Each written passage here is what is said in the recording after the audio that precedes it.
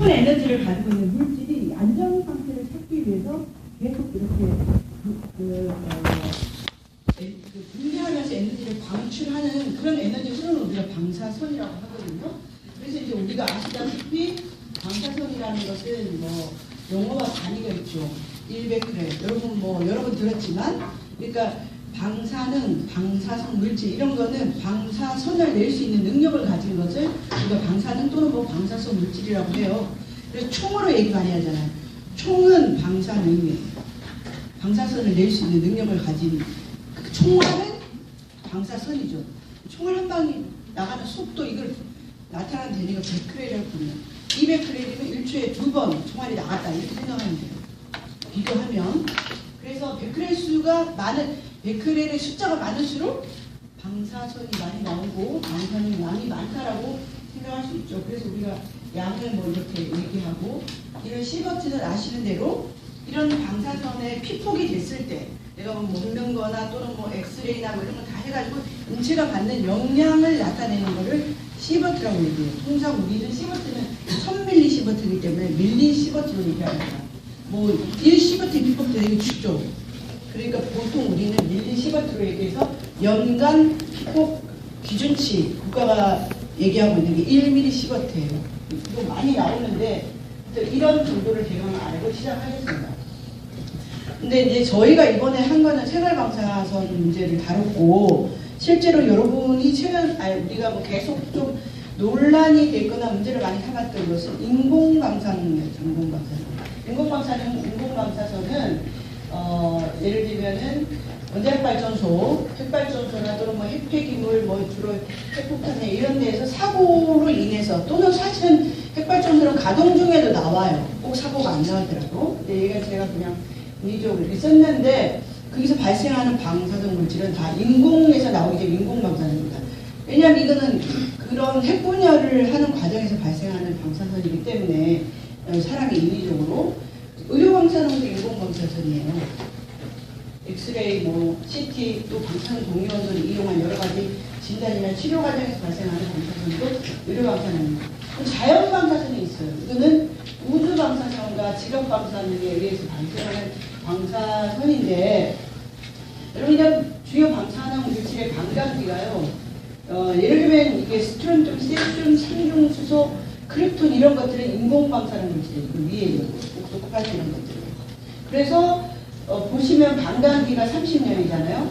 이 반감기는 방사능의 양이 반으로 줄어드는 기간을 반감기라고 해요. 아시는 대로 이게 10배가 지나야 자연 상태에 된다고 봐요.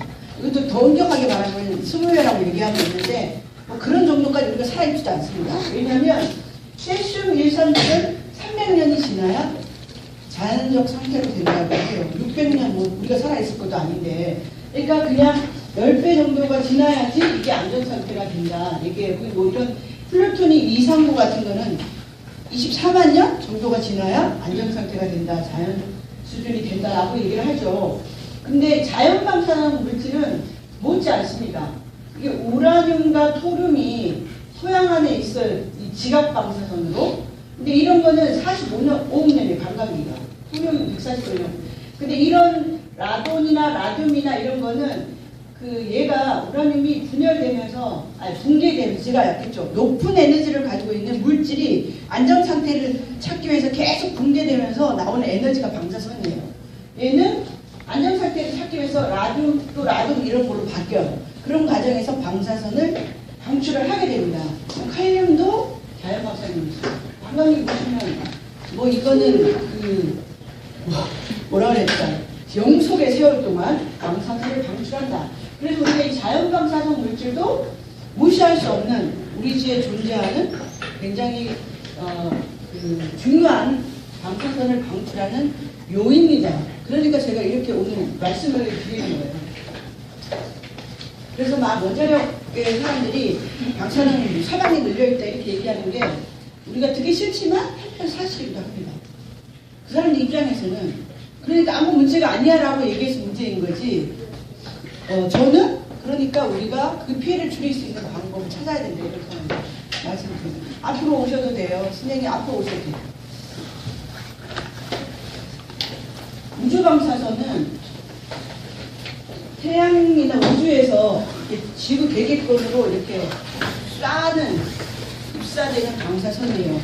제가 후쿠시마에 출장을 가려고 저는 여러 번 갔다 왔는데 안 갔으면 좋았겠지만 여기 앞에 있습니다. 몇 번 갔어요. 근데 제가 이제 거기 가서 계측기, 방사선 계측기, 휴대용 계측기를 가지고 가죠. 왜냐하면 이제 후쿠시마 주변에 직접 가려고. 그 정말 높은 수준으로 나와서 배터리가 금방 따라하실 정도로 높게 나와요. 계속 삐삐삐삐 그러면서 노이로제 걸릴 정도로 계속 이 계측기가 경보음을 울려주는데 제가 그거를 지금까지 안 쉬고 한번 이렇게 세게다가 내고 탔어요. 그걸 막 높게 올라갈 때 측정을 그 기계를 열어봤거든요. 너무나 엄청난 수치가 나와요. 선생님 앞으로 오셔서 여기 앞에 앉으시면 돼요.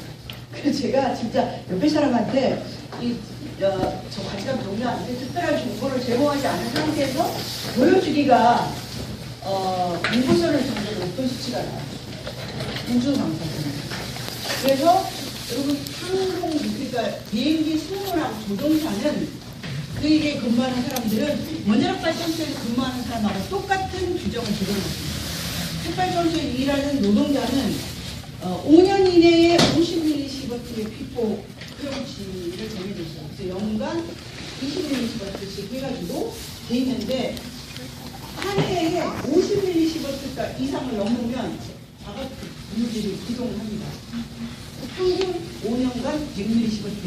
이것이 항공기 승무원하고 조종사에게 적용돼요. 그러니까 그게 일하는 사람들은 인지하든 인지하지 못하든 그 법을 적용받는 원자력 관련 종사와 똑같은 적용을 받는 노동자들이에요.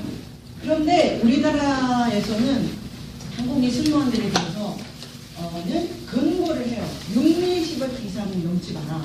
그래서 그 내부 규정에 따라서 그렇게 근거를 하는데 법적인 건 아닙니다. 만약에 6mS를 넘었다고 해서 불법은 아니에요. 대신 50mS를 넘으면 불법이에요. 그렇게 하는데 승무원들은 다 여성이잖아요. 우리나라 항공기 승무원들은 다 젊은 여성만 많이 쓰잖아요. 이 사람들이 가임기 경우에 예를 들면 이제 유럽을 한번 갔다 왔다. 방사선이 많이 노출이 돼요. 이걸로 계산하거든요. 그런데 임신 전까지는 그냥 그 사람들의 어떤 국제선 항공을 제재하지 않아요. 임신이 되면 임신 기간 중에는 국내선으로 갈아타는 걸 해요. 그러니까 진짜 취약한 구조에서 그 승무원들이 일하는 거죠. 그런 상황인데 제가 직접 촉촉해놨어요. 근데 국내에서는 높이 올라가지 않기 때문에 철량이 낮습니다. 그러니까 여러분들이 이런 것을 상식으로 알아두는 게 필요해요. 그래서 애기 가져가지고 막 진짜 유럽 여행 막 다니고 멀리 막 거기 구민에 이렇게 또는 뭐 아프리카는 뭐 한테 멀리 가는 거는 이런 피폭을 자기가 감수하고 선택해야 한다라는 걸 말씀드립니다. 지각 방사는 아까 이제 우리 지각 안에 우라늄이나 토륨, 칼슘 같은 그런 칼륨 같은 물질들이 칼슘, 포타슘, 사실 이런 것들이 있습니다. 그리고 또 불행히 우리는 이런 그러니까 지각 안에 있는 암석이나 토양에 이런 방사성 물질이 포함된 그런 강물을 이용해서 많은 제품을 만들어요. 그러니까 오늘 조금 말씀드리는 거예요.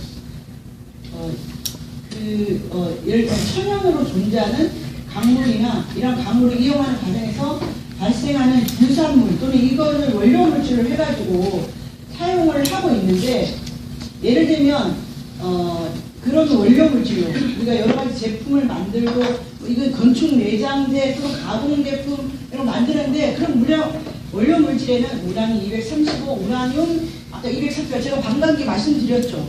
토륨 또는 칼륨 40 천연 방사선 핵종이 포함된 강물을 가지고 우리가 일상생활에 쓰는 많은 내장재 또는 그 가공 제품으로 사용을 하고 있습니다.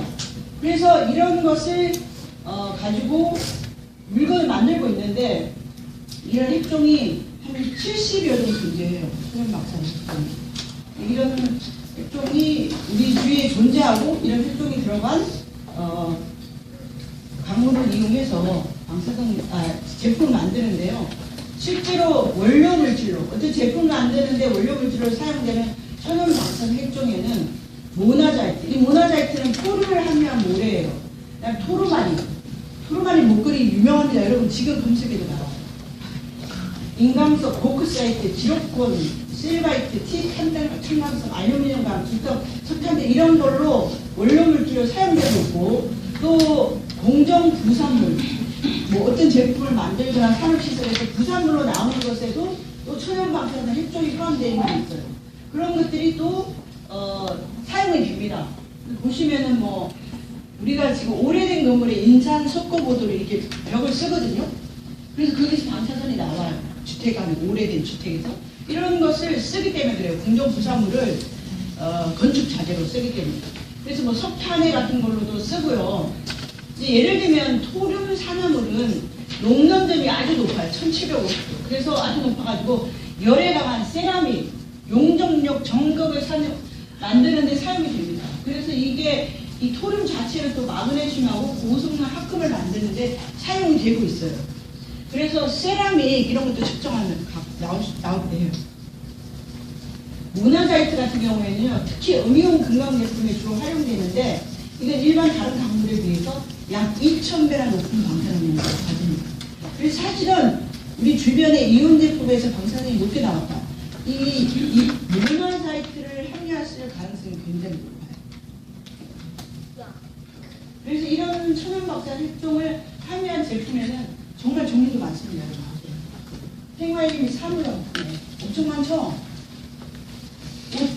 옷장, 침대, 책상, 장식물, 벽지 이런 음이온을 발생하는 그 기능성 제품에 천연 방사능 핵종을 함유하고 있고요. 건강 제품 엄청납니다.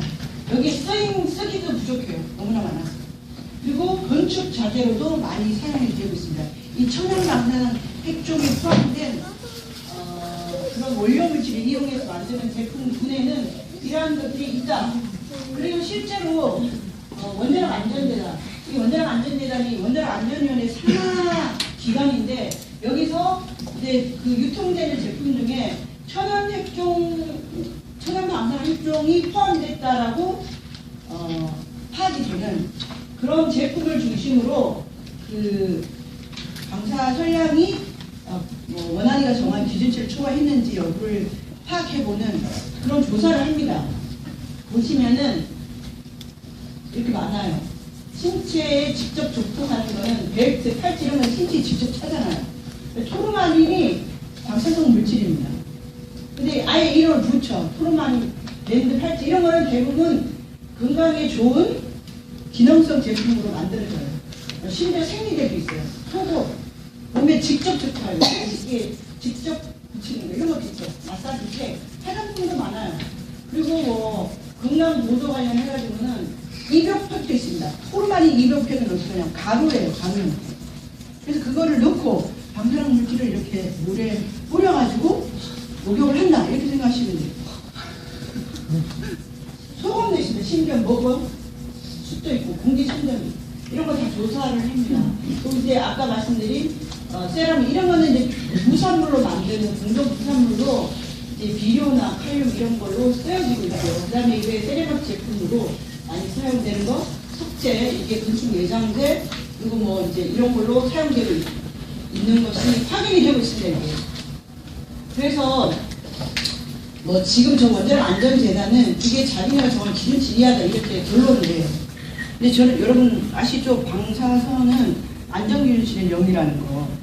국가 기준치에 대한 가뿐히 한정도 제가 여기서 말씀드리고요. 근데 천연 방사능 핵종 가공 제품 사례를 또 이거 원자력 안전기술원이 조사한 게 있습니다. 거기 보면 여기 지금 우란 238, 토륨 232, 칼륨 40. 원자력 안전재단은 좀 약간 비판을 덜 받아가지고 이렇게만 해도 핵종이 얼마만큼 나왔다를 자세히 기록하지 않아요. 보고서에. 그러니까 이제 앞으로는 그런 문제 제기를 할 겁니다. 할 일이 너무 많아가지고 아직까지 그것까지는 못하고 있는데 앞으로는 그렇게 해가지고 다 보고서에 넣으라고 요구를 하려고 하는데요. 보시면 호흡 마스크, 음이온 모자에서 우란 238이 8.66, 토륨 232는 72.800g, 음이온 모자는 4800g이 나왔어요. 근데 이거는 모자예요. 음이온이 방지되는 모자다. 별꼴랑 하더라. 그리고 이 마스크는 코골이 방지용 마스크예요. 코에 걸고 자는 마스크예요. 근데 이런 걸 보시면은 이게 로션도 있잖아요. 에멀전. 이게 토륨 232가 들어갔어요. 이런 거 보면 이제 함유 물질로 확인된 거는 여기 보시면 모나자이트, 지록산 토르마닌, 그 다음에 여기 보시면 분말 세제의 가공 분말이 있잖아요. 토르마닌, 모나자이트. 특히 모나자이트가 들어가는 것이 높게 나온다는 걸 확인할 수 있고 검출이 되고 있는 걸 확인할 수 있어요. 근데 이런 게 어떻게 관리되냐 보시면은 정부가 정하고 있는 기준에서는 칼륨 40의 농도가 원료물질, 어떤 제품을 만들 때 원료물질에는 그램당 100g를 초과하지 않도록 하고 있어요. 그래서 실제로 여기 나오면 국제원자력기구가 검도하는 기준이 그램당 100g인데 제품에서 100g이 넘게 나왔다. 이거는 문제가 있잖아요. 문제가 있어야 되는데 우리 보면 문제가 없어요. 이거 설명을 드릴게요. 이 그램당 100g를 초과하지 않도록 하고 그 밖에 천연 방사능 핵종은 훨씬 더 방사선의 세기가 세니까 0.100g로 하도록 하고 있어요. 원료물질에. 공정부산물은 이제 뭐 부산물로 만들고 이걸로 만드는 거는 직접 몸에 닿는 게 아니거든요. 위장계나 구축자리 이런 거 쓰니까 500g 뭐 이렇게 하고 있는데 문제는 이거를 제가 얘기해서 이거 법을 어긴 거 아니냐라고 얘기했어요. 문제라고. 그래서 뭐였냐 그랬더니 이 화장품만 수거했대요. 어떠냐면 이거를 예를 들어 100g이 넘잖아요. 근데 내가 이거를 화장품을 발라 착용을 했어. 한계를 계산해서 연간 내가 여기에 노출되는 시간을 곱해가지고 1mS를 초과하지 않으면 법을 어기지 않아요. 그러니까 수거할 게 없는 거예요. 그러니까 1mS의 정가에 걸려줘. 우리 100g을 오염된 식품을 1년 동안 먹어도 그것도 전체 식품에서 10% 비중을 차지하기 때문에 1mS를 초과하지 않는다. 그러니까 100g 오염된 거 아이와 뭐 임산부 이런 사람이 평생 먹어도 안전하다. 이게 식약처 입장이에요. 그래서 WTO 제소되는 이후에 과학적 근거를 제시하지 못해가지고 그거의 입장을 깊이 한국의 식약처가 인정을 하고 있으니까 아무런 과학적 근거를 대지 않아가지고 일본산 수산물 수입 규제하고 금지하고 뭐 이런 거에 대해서 증거예요. 패소했어요. 한국의 식약처는 깊이 370배크레를 오염된 거 평생 동안 먹어도 괜찮다. 아이나 임산은. 이렇게 생각해요. 근데 그거 따로예요. 이것도 따로입니다. 근데 우리는 여기도 피폭이 되고 저기도 피폭되고 또 핸드폰에도 노출되고 이런 건데 이걸 종합적으로 계산하는 거는 어디도 없어요. 다 각각 달리 존재합니다. 그러니까 이거는 이렇게 높은 수치의 방사선이 나와도 1mS를 초과하지 않기 때문에 저 차고 있어도 불법이 아니에요. 그래서 제가 오늘 여러 가지를 말씀드린 거예요. 어쨌든 법은 그런 문제점을 가지고